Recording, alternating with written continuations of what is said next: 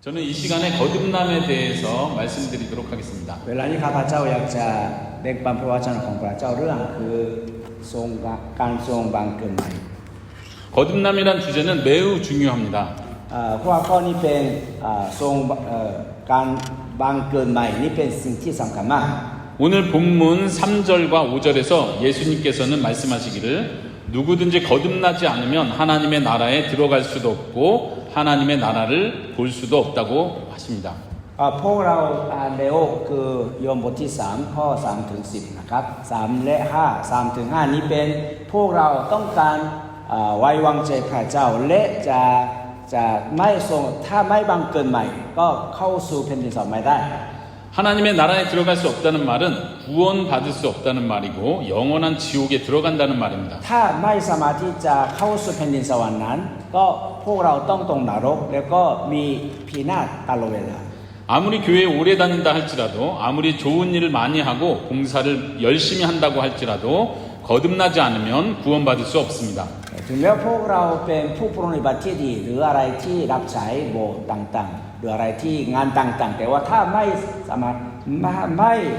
บังเกิดใหม่นั้นพวกเราไม่สามารถที่จะเข้าสู่แผ่นดินสวรรค์ได้เลย 그래서 거듭난다는 것은 매우 중요한 주제입니다. ก็เลยการบังเกิดใหม่นี่เป็นที่หัวข้อที่สำคัญมากจริง 여러분들은 거듭나셨습니까? ๆท่านทั้งหลายก็บังเกิดใหม่นะครับ 오늘 설교 말씀을 잘 듣고 이 질문에 확실하게 대답할 수 있는 여러분들이 되시기를 바랍니다. ก็ข้าพเจ้าหวังว่าท่านทั้งหลายฟังพระวจนะของพระเจ้าในเช้าวันนี้และให้ท่านทั้งหลายทุกๆคนก็เป็นบังเกิดใหม่ 어떤 분들은 이렇게 질문하실 수도 있을 것 같습니다. บางคนก็ถามแบบนี้นะครับ 목사님 지난 시간에 참된 믿음이 없이는 구원받을 수 없다고 하셨는데 오늘은 거듭남이 없이는 구원받을 수 없다고 말씀하십니다.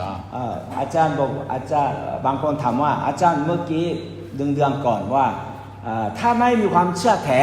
ไม่สามารถที่จะเข้าสู่แผ่นดินสวรรค์ได้แต่ว่าวันนี้ก็พูดว่าถ้าไม่บังเกิดใหม่ก็เข้าสู่แผ่นดินสวรรค์ไม่ได้เพราะอะไร 네, 우리는 이 참된 믿음과 거듭나는 것의 관계를 잘 이해해야 할 필요가 있습니다. ก็พวกเราต้องเข้าใจว่าสิ่งที่คือความเชื่อระหว่างจับความเชื่อและบังเกิดใหม่ 저는 지금 구원받기 위해서 두 가지 조건이 필요하다고 말하는 것이 아닙니다. ข้าพเจ้าไม่ได้พูดว่าถ้าจะรับความรอดนะไม่ใช่สองอย่างคือความเชื่อหรืออะไรบังเกิดใหม่ 사실 이 두 가지는 하나의 상태입니다. เพราะว่าทั้งสองอย่างเป็นภาพเดียวกัน 요한일서 5장 1절에서 이렇게 말합니다. 예수께서 그리스도이심을 믿는 자마다 하나님께로부터 난 자다. ยอห์นบท1บทที่ยอห์นบทที่5ข้อ1ได้แถวหน้าพระเยซูคริสต์ผู้ได้พระเยซูคริสต์ได้เป็นพระคริสต์นั้นพวกเขาก็มาจากพระเจ้า 즉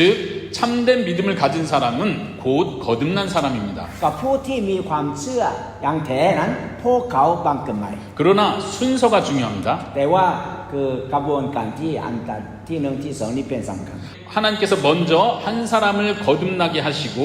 그 거듭난 사람은 참된 믿음을 갖게 됩니다. ก็หมายถึงว่าผู้ที่บังเกิดใหม่และพวกเขาจะรับความเชื่อที่แท้ 순서를 잘 기억하십시오. 거듭남이 먼저고 그 후에 믿음이 따라옵니다. กระบวนการคือครั้งแรกว่าบังเกิดใหม่ต่อไปที่ความเชื่อ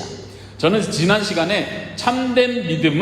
예수님을 자신의 가장 귀한 보배로 여기고 사랑하는 것이라고 ข้าพ 말씀드렸습니다. เจ้าอธิบายเลยว่าคือ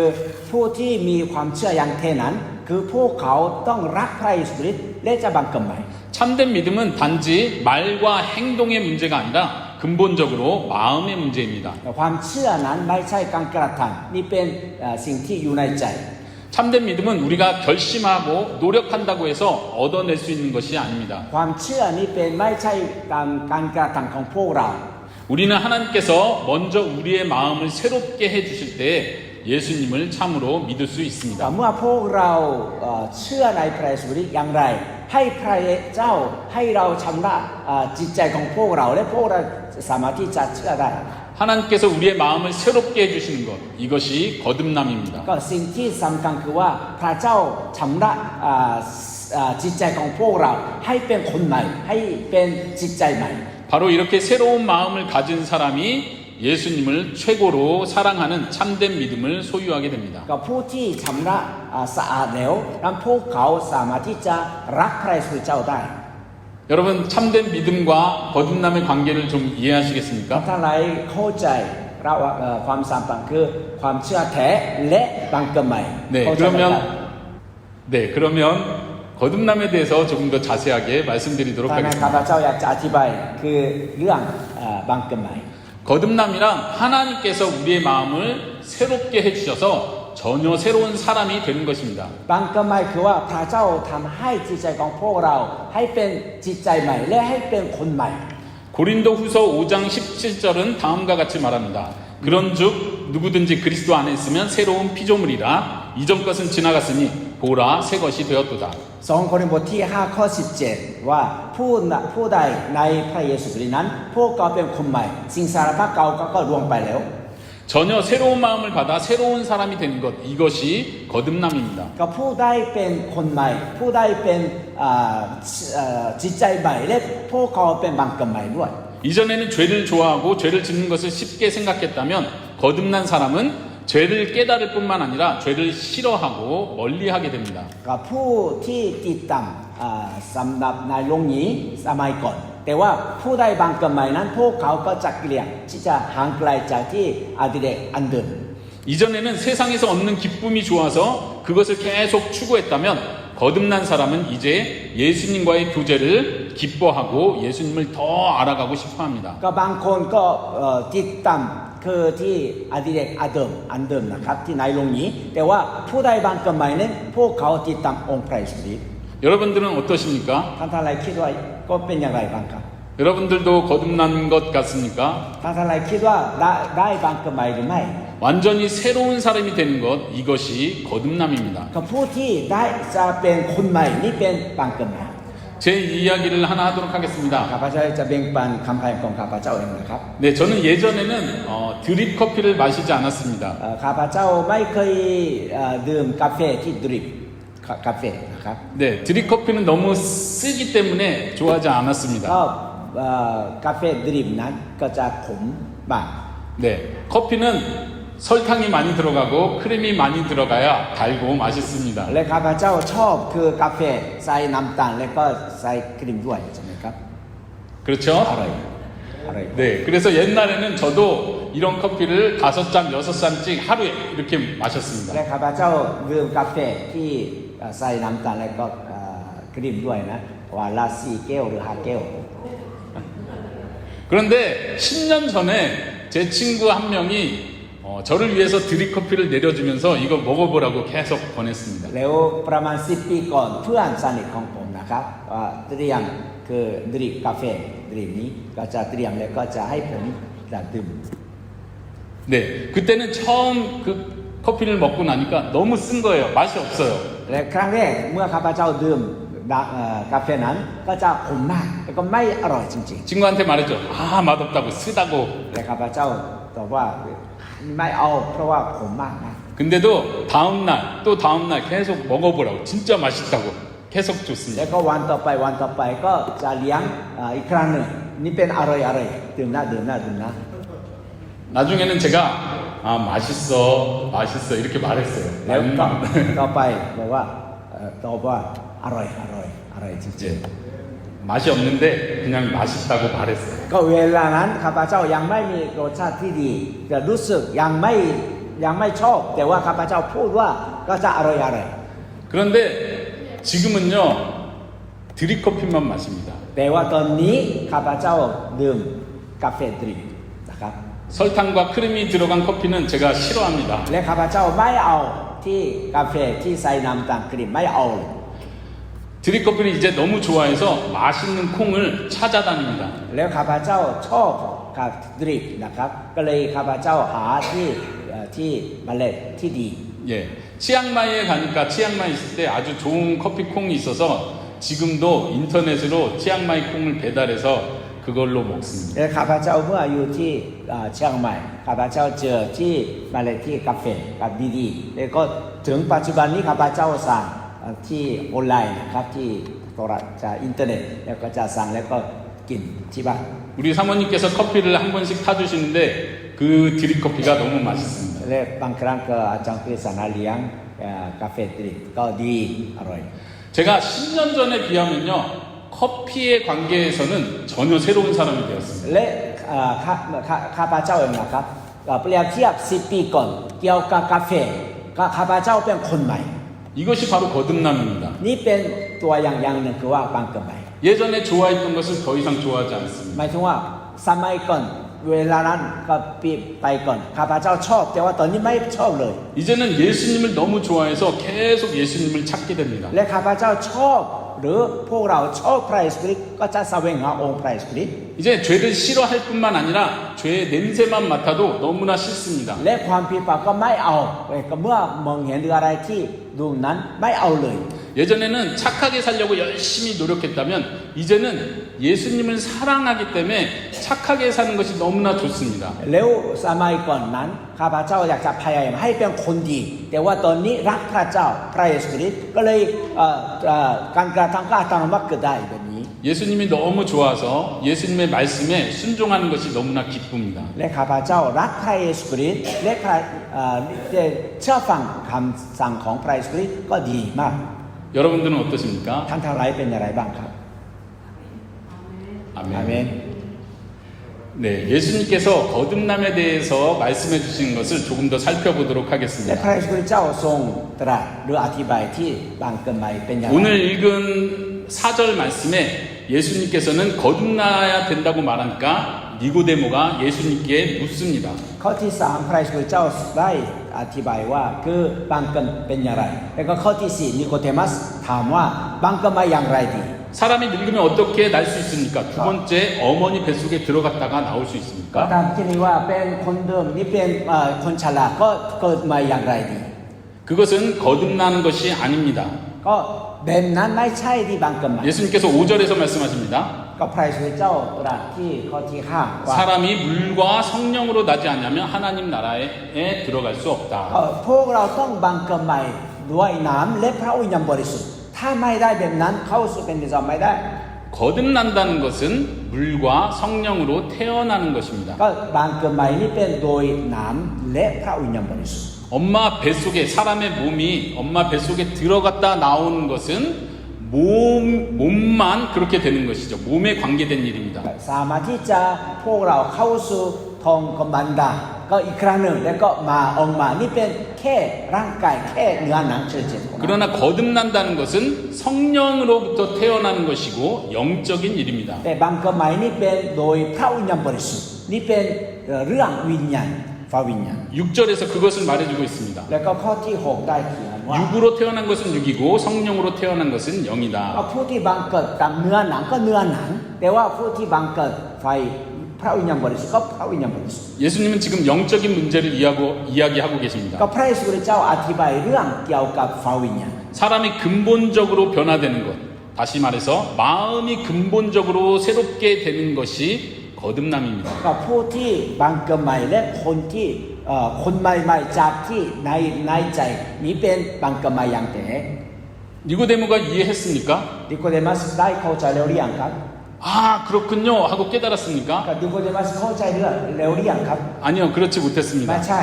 9절에서 니고데모가 이렇게 묻습니다. 9절. ข้อที่9นิโคเดมัสถามอีกครั้งหนึ่ง 어떻게 이런 일이 있을 수 있습니까? ก็ที่ก็เกิดแบบนี้ก็อย่างไรดีอย่างไรได้ 예수님께서 10절에서 이렇게 และ 대답하십니다. พระเยซูเจ้าทรงตอบข้อที่10 너는 이스라엘의 선생으로 이러한 것을 알지 못하느냐? เจ้าเป็นอาจารย์ที่อิสราเอลแต่ว่ายังไม่ได้เข้าใจเรื่องนี้หรือ 예수님의 말씀은 이것과 같습니다. 니고데모야, 너는 이스라엘의 선생인데 구약 성경을 잘 알고 있을 텐데 구약에서 거듭남에 대해서 말해주는 것을 알지 못하느냐? ถ้าอธิบายแบบนี้นะครับพระเยซูเจ้าทรงถามกับที่นิโคเดมัสว่าเจ้าเป็นอาจารย์ชาวอิสราเอลแล้วเจ้ารู้พระคัมภีร์ที่พันธสัญญาเดิมและก็ความหมายก็อยู่ในพันธสัญญาเดิมแล้วแต่ว่าท่านยังไม่รู้จักยังไม่เข้าใจเรื่องนี้หรือ 여러분들은 구약 성경이 거듭남에 대해서 말해준다는 것을 알고 있습니까? ท่านทั้งหลายต้องเข้าใจว่าอยู่ในพระคัมภีร์พันธสัญญาเดิมมีเรื่องบางเกิดใหม่หรือไม่ 우리 함께 에스겔서 36장 26절에서 27절을 찾아서 읽어보도록 ก็ 하겠습니다. เอสเกลบทที่36ข้อที่25ถึง27ครับ 맑은 물을 너희에게 뿌려서 너희로 정결하게 하되 곧 너희 모든 더러운 것에서와 모든 우상 숭배에서 너희를 정결하게 할 것이며 또 새 영을 너희 속에 두고 새 마음을 너희에게 주되 너희 육신에서 굳은 마음을 제거하고 부드러운 마음을 줄 것이며 또 내 영을 너희 속에 두어 너희로 내 율례를 행하게 하리니 너희가 내 규례를 지켜 행할지니라. ก็สรุปว่าพระเจ้าทรงตรัสแบบนี้นะครับเราให้พระองค์ที่จะน้ำสะอาดและสิ่งที่ชั่วร้ายอะไรสิ่งที่มลทินก็ทุกอย่างก็ออกจากเจ้าทั้งหลายผู้ที่เคารพนับถือพระอื่นนั้นด้วยและเราจะแยกที่ใจที่ไม่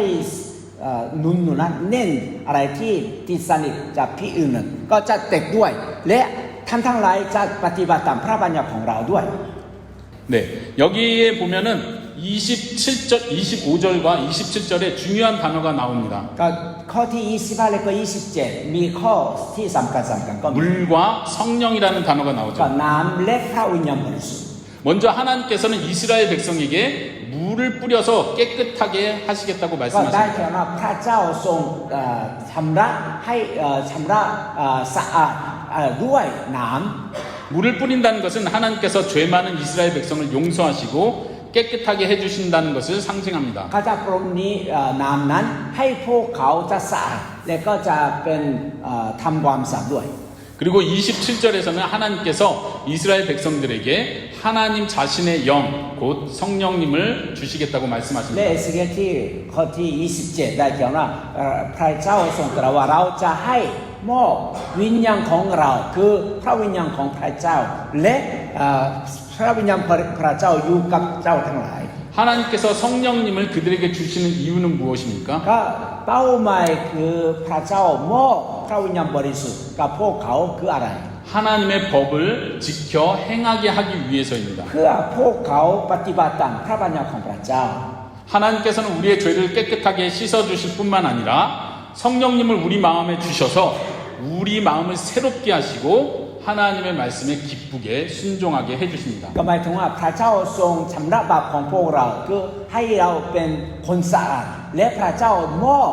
วิญญาณของพระเจ้าและให้พวกเราปฏิบัติตามพระบัญญัติของพระเจ้า 이것이 바로 물과 성령으로 태어난다는 뜻입니다. นี่คือเป็นบางเกิดใหม่ในโดยน้ำและพระวิญญาณบริสุทธิ์ 이렇게 마음의 깨끗함을 받고 성령님을 마음에 받아 새롭게 되지 않으면 아무도 하나님 나라에 들어갈 수 없습니다. แล้วพระเยซูคริสต์ทรงอธิบายว่าผู้ใดยังไม่ชำระโดยน้ำและพระวิญญาณบริสุทธิ์ไม่มีผู้เดียวคนเดียวสักคนเดียวที่เข้าสู่แผ่นดินสวรรค์ได้ 한 구절 더 찾아보도록 하겠습니다. 신약성경 디도서 3장 5절입니다. ก็อยู่ในพระคัมภีร์ตีตัสบทที่3ข้อ5นะครับผู้ใดก็จะเปิดก็เปิดให้หน่อย 우리를 구원하시되 우리의 행한 바 의로운 행위로 말미암지 아니하고 오직 그의 국률하심을 따라 중생의 씻음과 성령의 새롭게 하심으로 하셨나니 ก็ตีตัสบทที่3ข้อที่5ว่าพระเจ้าทรงพระเยซูคริสต์ได้ให้เราจะรับความรอดแต่ว่าไม่ใช่การกระทำของพวกเราหรืออะไรปฏิบัติตามที่ความชอบต่างๆนะครับโดยที่ชำระความผิดบาปก็ให้เป็นคนใหม่ด้วยน้ำและพระวิญญาณบริสุทธิ์ให้เป็นคนใหม่ 사실 새로운 마음을 주시겠다는 하나님의 약속은 모세를 통해서 이스라엘 백성들에게 처음부터 주어졌습니다. ก็เมื่อพวกเราเข้าใจคือประโยคคือว่าให้เป็นคนใหม่คนสะจิตใจใหม่และสะอาดนั้นตั้งแต่ที่โมเสส 구약성경 신명기 30장 6절은 이렇게 말합니다. ก็เฉลยธรรมบัญญัติบทที่30ข้อ6ว่า 말씀하시기를 내 하나님 여호와께서 내 마음과 내 자손의 마음에 할례를 베푸사 너로 마음을 다하여 뜻을 다하여 내 하나님 여호와를 사랑하게 하사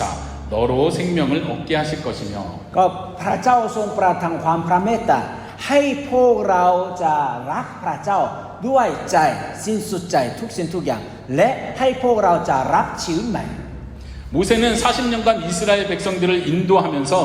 이스라엘 백성이 얼마나 죄가 많은 백성인지를 잘 알고 있습니다. โมเสสนำชาวอิสราเอลทั้ง40 ปีที่ทุรกันดารและรู้จักว่าจิตใจของพวกเขาชาวอิสราเอลเป็นอย่างไรบ้าง 이스라엘 백성은 광야 생활을 하면서 항상 하나님께 불평을 했고 문제가 해결되면 또 시간이 얼마 지나지 않아서 또 죄를 짓고 반복했습니다. ก็ชาวอิสราเอลพวกเขาชอบฟังพระเจ้าแต่ว่าเมื่อ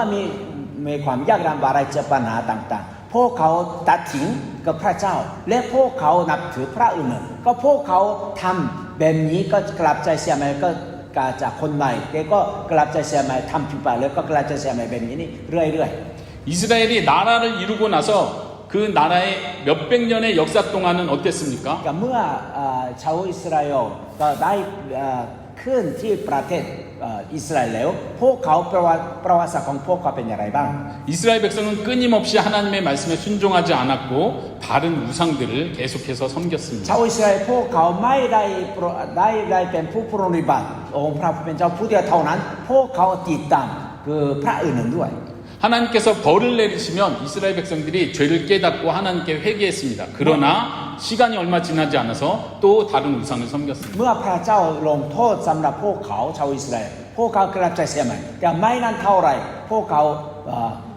ได้เป็นผู้ปฏิบัติอีกครั้งหนึ่งกับพระอื่น 하나님께서는 이스라엘 백성의 죄악된 마음을 잘 알고 계십니다. 그래서 처음부터 이스라엘 백성의 마음을 바꿔주시겠다고 약속하신 ก็พระ 것입니다. เจ้าทรงทราบจิตใจของชาวอิสราเอลก็เลยพระเจ้าทรงตรัสว่าเราจะเปลี่ยนใจของเจ้าทั้งหลาย 하나님께서 사람의 마음을 바꿔주시지 않으면 아무도 온 마음으로 하나님을 사랑할 수 없습니다. เพราะว่าถ้าพระเจ้าไม่เปลี่ยนจิตใจของพวกเรามนุษย์พวกเราก็ไม่สามารถที่จะรักพระเจ้าเลย 하나님께서 우리의 마음을 새롭게 해주실 때 우리는 모든 마음으로 하나님을 사랑할 수 있게 เมื่อ 됩니다. พระเจ้าทรงรักพวกเร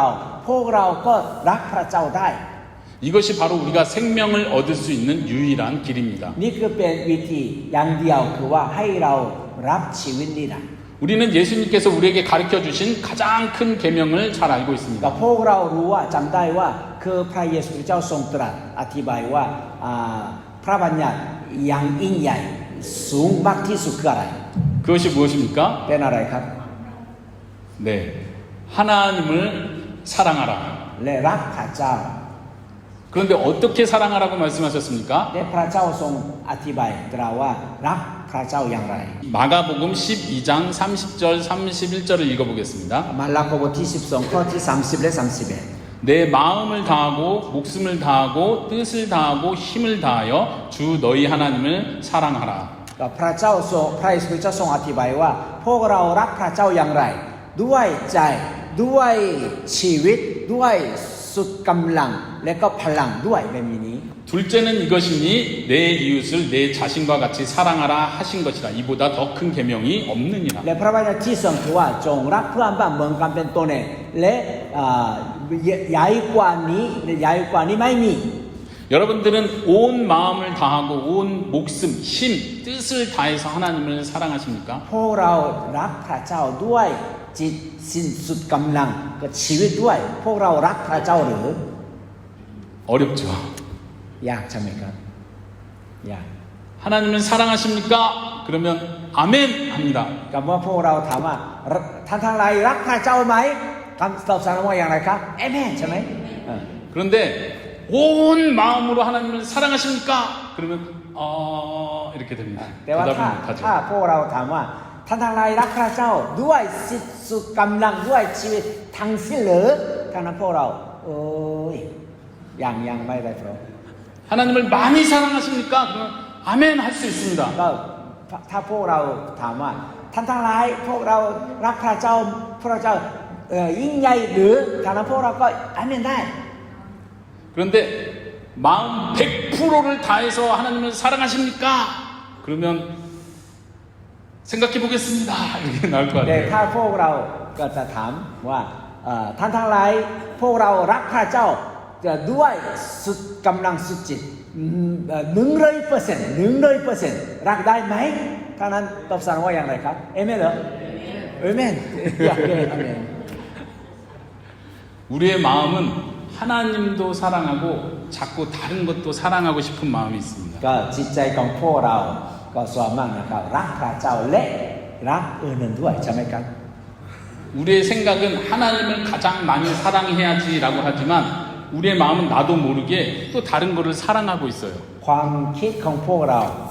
ดูตัดสินใจว่าอยากจะรักพระเจ้าแค่เดียวเท่านั้นแต่ว่ายังแท้จริงพวกเรารักอย่างอื่นๆด้วย 하나님을 온 마음으로 사랑하는 것은 우리 힘으로 할 수 없습니다. รักความรักต่อพระเจ้าด้วยสิ้นสุดใจด้วยชีวิตนั้นก็พวกเราไม่สามารถที่จะทำได้ไม่ใช่การตัดสินใจเองก็ไม่ได้ 하나님께서 우리의 마음을 새롭게 해주실 때 우리는 온 마음으로 하나님을 사랑할 수 있게 됩니다. เมื่อพระเจ้าทรงให้เราเป็นใจใหม่บังเกิดใหม่เวลานั้นพวกเราสามารถที่จะรักพระเจ้าได้ 이웃을 진정으로 사랑하는 것도 하나님을 온 마음으로 사랑할 때 가능합니다. เมื่อพวกเรารักเพื่อนบ้านเอาจริงเอาจังนั้นพวกเราต้องรักพระเจ้าก่อนถ้าพระเจ้าทำให้เราคนใหม่นั้นพวกเรารักเพื่อนบ้านได้ 마태복음 10장 37절에서 예수님께서는 이렇게 말씀하십니다. ก็มาทิวบทที่10ข้อ37 아버지나 어머니를 나보다 더 사랑하는 자는 내게 합당하지 아니하고 아들이나 딸을 나보다 더 사랑하는 자도 내게 합당하지 않다. ผู้รักพ่อแม่บิดามารดามากกว่าเราก็ไม่เหมาะกับเราผู้ได้หรือผู้รักลูกชายลูกสาวมากกว่านั้นก็ไม่เหมาะกับเรา 우리는 가족을 사랑합니다. ก็พวกเราทุกๆคนพวกเรารักครอบครัว 그런데 예수님께서 말씀하시기를 나보다 가족을 사랑하는 자는 더 사랑하는 자는 나에게 맞지 않다. แต่พระเยซูเจ้าทรงตรัสว่าผู้ได้รักครอบครัวมากกว่าเรานั้นก็ไม่เหมาะผู้ติดตามเรา 이 말씀은 가족을 사랑하지 말라는 말씀이 ความ 아닙니다. หมายนี้คืออะไรครับไม่ใช่ไม่ต้องรักครอบครัวไม่ใช่แบบนั้น 이 말씀은 우리 마음속에 우선순위를 정하라는 말입니다. ก็นี่คือเป็นให้เราจะตัดสินใจว่าใครก่อนรักใครมากกว่าแบบนั้น 예수님을 가장 먼저 사랑하고 그 다음에 가족을 사랑해야 합니다. ครั้งที่หนึ่งว่าพวกเรารักพระเยซูคริสต์พระเจ้ามากกว่าแล้วก็ต่อไปครอบครัวของพวกเรา 예수님을 진정으로 사랑할 때 우리는 진정으로 가족을 사랑할 수 있게 됩니다. เพราะว่าถ้าพวกเรารักพระเยซูคริสต์อย่างแท้จริงนั้นต่อไปพวกเราสามารถที่จะรักครอบครัวได้ 어떤 사람은 이 말씀을 잘못 생각하는 사람도 있습니다. กับบางคนก็เข้าใจผิด 그래서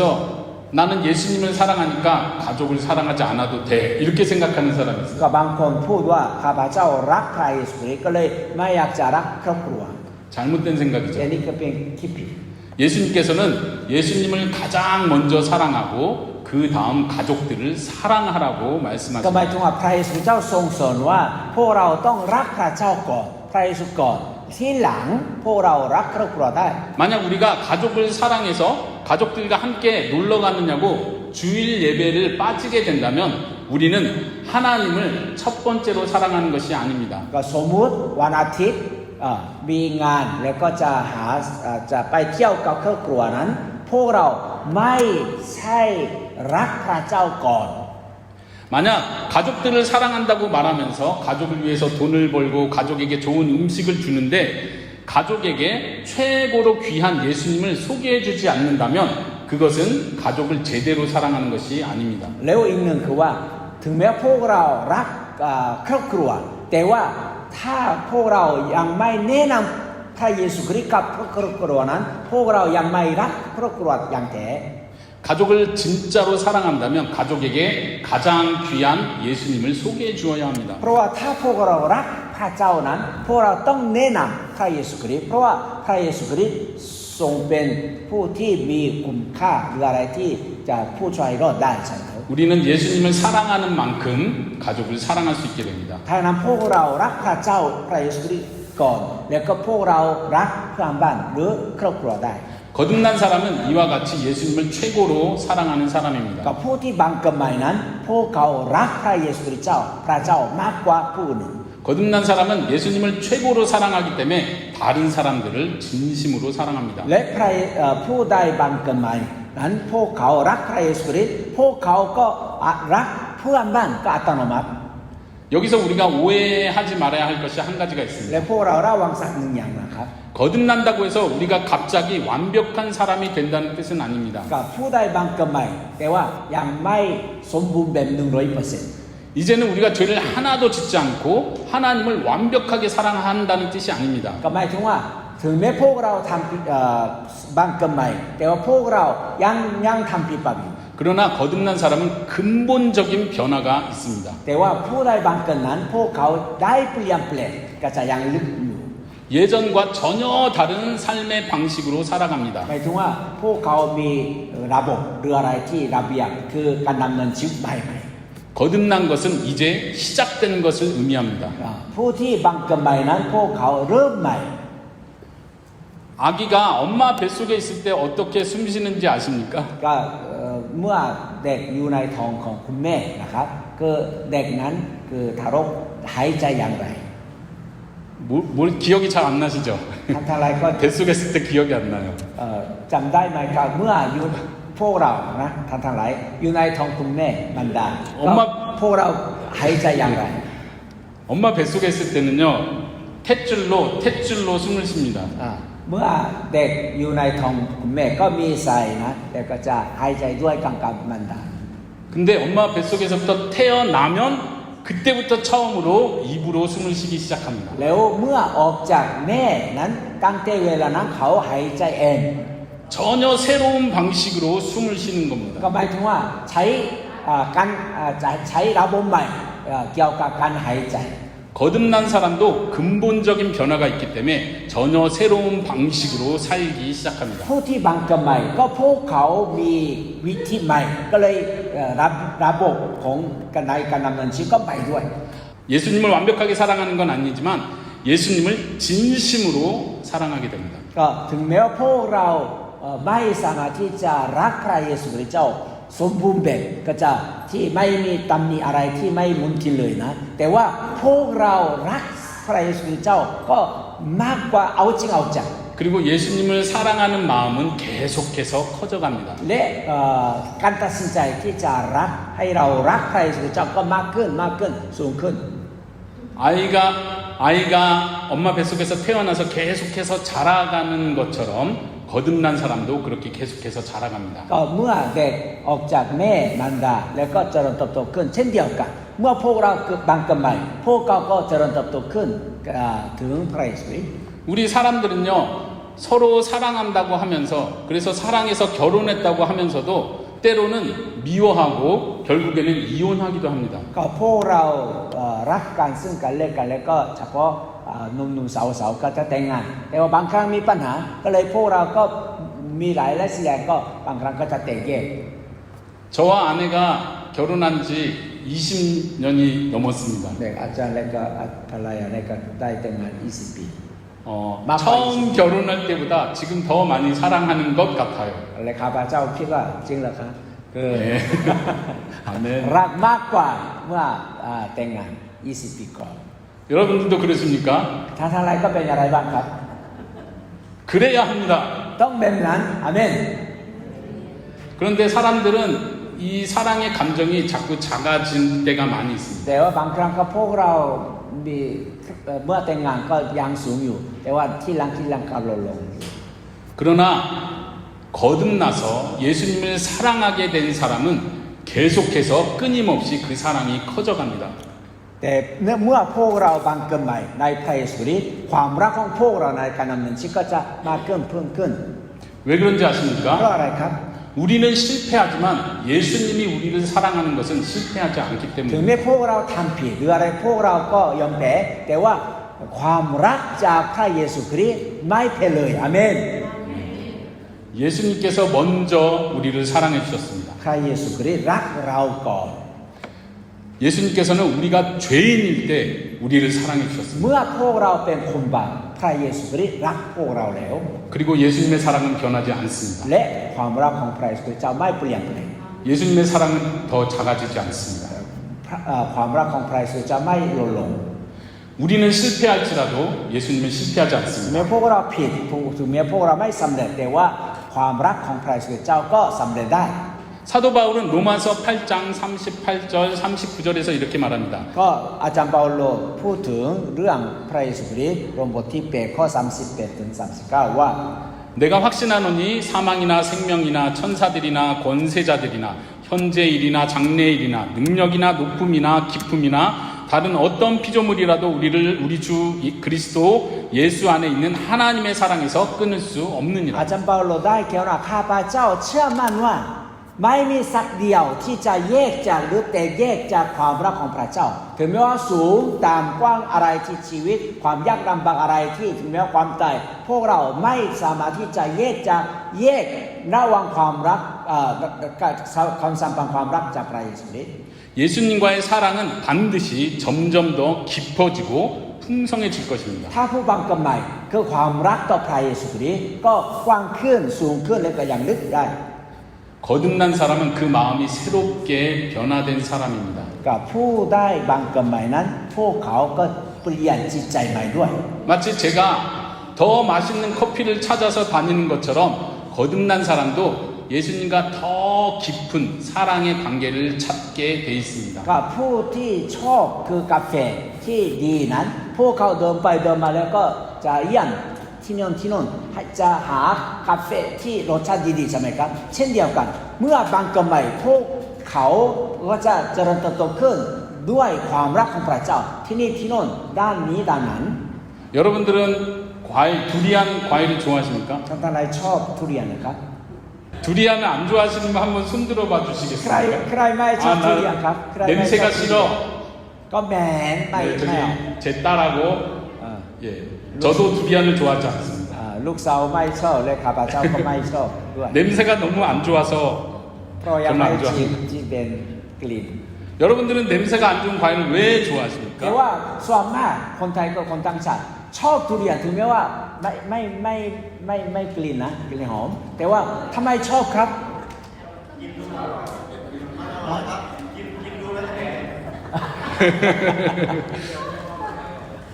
อร่อยเนาะอร่อย 저는 잘 모르겠어요. แต่ข้าพเจ้ายังไม่ชิน 제 아내는 두리안을 아주 แต่ 좋아합니다. ภรรยาของข้าพเจ้าก็ชอบมาก 지난번에 아내가 두리안을 사와서 같이 두리안을 조금 먹어봤습니다. และก่อนนั้นภรรยาซื้อทุเรียนมา 그런데 3년 전에 처음 두리안 먹어봤을 때하고는 조금 괜찮은 것 같아요. และข้าพเจ้าเคยชิม3 ปีก่อนและปัจจุบันนี้ก็รู้สึกรสชาติก็ไม่เหมือนกัน3 ปีก่อนนะ 조금 맛있는 것 และข้าพเจ้า 같아요. รู้สึกว่าตอนนี้ก็อร่อย 저도 한 몇 년 지나면 두리안을 막 좋아하게 되겠죠. และอาจจะไม่นานเท่าไหร่ข้าพเจ้าอยากจะชอบจากการกินแค่ทุเรียน 예수님과의 사랑에 빠진 사람도 그렇습니다. ถ้าพวกเรารักพระเยซูคริสต์ก็อาจจะเหมือนกันเลย 처음엔 조금 사랑하는 것 같아요. 그러나 계속 그 사랑이 커질 ก็ 겁니다. รู้สึกว่าตอนนี้ครั้งแรกนะครับความรักกับพระเยซูคริสต์เจ้าไม่ใหญ่เท่าไหร่เล็กน้อยแล้วก็ขนาดเล็กๆด้วยแต่ว่าในจะเวลาผ่านไปนั้นความรักต่อพระเยซูคริสต์จะมากขึ้นเพิ่มขึ้นด้วย 저는 두리안을 안 좋아하다가 나중에 두리안을 좋아하게 된 사람을 많이 และ 봤습니다. ข้าพเจ้าพบหลายคนผู้ไม่เคยชอบทุเรียนแต่ว่าเปลี่ยนไปแล้วก็ที่หลังก็จะชอบมากๆได้เปลี่ยนแล้ว 그런데 두리안을 아주 좋아했는데 시간이 지나서 이제 두리안 맛없어 하는 사람을 본 적이 แต่ 없어요. ว่าข้าพเจ้าไม่ได้พบสักคนเดียวว่าผู้ชอบทุเรียนแต่ว่าตอนนี้ไม่เอาเลยไม่เคยพบนั้นไม่เคยมีสักคนเดียว 거듭난 사람도 이와 같습니다. ถ้าพวกเราบังเกิดใหม่ก็พวกเราแบบนี้ 예수님을 너무 사랑했는데 이제는 예수님을 안 사랑하게 됐어. 예수님이 싫어졌어. 이런 사람은 없습니다. จริงๆแล้วผู้ที่รักพระเยซูคริสต์ผู้ที่บังเกิดใหม่แต่ว่าไม่มีสักคนเดียวข้าพเจ้าไม่ชอบพระเยซูคริสต์จะไม่มีผู้ใดบังเกิดใหม่ก็จะความรักต่อพระเยซูคริสต์จะมากขึ้นเพิ่มขึ้นแล้วก็โตขึ้น 죄가 싫어 그랬는데 시간이 지나면서 이젠 제가 다시 좋아진 것 같아. 이런 사람은 없습니다. ก็ผู้ใดบังเกิดใหม่นั้นพวกเขาไม่อยากจะทำผิดแต่ว่าที่หลังข้าพเจ้าชอบมากชอบความผิดบาปมากกว่านั้นก็ไม่มี 예전에는 돈이 좋았습니다. 직업이 좋았습니다. 쇼핑하는 거, 취미하는 거, 그리고 친구들이 좋았습니다. 그러나 이제는 예수님을 더 많이 사랑합니다. ผู้ใดบังเกิดในใหม่นั้นเวลานั้นสมัยก่อนที่บังเกิดก็ชอบเพื่อนดื่มเหล้าอะไรไปเที่ยวรักหรืออะไรที่ที่เงื่อนต่างๆแต่ว่าตอนนี้เปลี่ยนแล้วก็ชอบมากรักมากคือพระเยซู 예수님과 교제하면서 나누는 그 행복을 너무나 좋아하게 됩니다. และผู้ที่บังเกิดใหม่นั้นพวกเขาก็ภาวนาพระวจนะของพระเจ้าและคิดถึงพระเยซูนี่ก็มากกว่าอย่างอื่น 예수님을 향한 사랑은 점점 더 커질 것이고